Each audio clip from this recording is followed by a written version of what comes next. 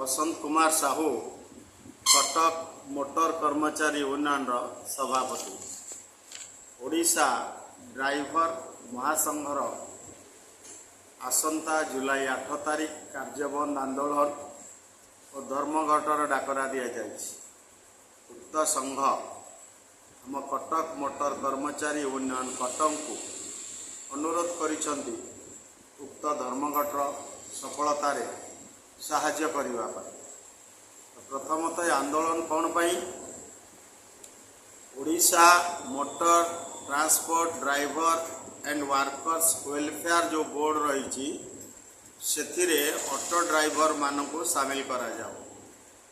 दुई रे जनसाधारण को आक्रोशर शिकार होउथिबा ड्राइवर समाजर सुरक्षा पाई एक स्वतंत्र आईन तैयारी करा जाओ। तीन रे वृत्तिगत ड्राइवर को 60 वर्ष बयस पर स्वतंत्र भत्ता प्रदान करा जाओ। 4 गाड़ी गुड़िक पार्किंग एवं ड्राइवर मानक विश्राम नेबा पाई पार्किंग सहित विश्रामगार और शौचालय व्यवस्था प्रति 100 किलोमीटर अंतर रे करा जाओ। ओडिशा रे थिबा प्रत्येक खनि खादान एवं कारखाना गुड़िक शतकड़ा 70% ओडिशार ड्राइवर मानकु काम करिबा पई अग्राधिकार दिया जाओ।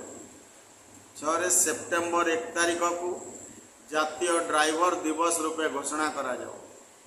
7 गाड़ी कागज पत्र जांच करने क्षमता को पुलिस विभाग को दिया न जाओ। से सरकार को ए संबंध में पूर्वर अवगत करा जायछि। अनेक गुड़िए संगठन मध्य उक्त आंदोलन को समर्थन जणाइछन्ति। आमे कटक मोटर कर्मचारी यूनियन तरफ सरकार पाखे निवेदन करुचु मान्यवर मुख्यमंत्री मान्यवर परिवहन मंत्री विभागीय सचिव और निर्देशक को संघ तरफ निवेदन करुचु ये जो दाबी गुड़िक सरकार पूरण करने दिगरे उचित पदक्षेप ग्रहण करिया।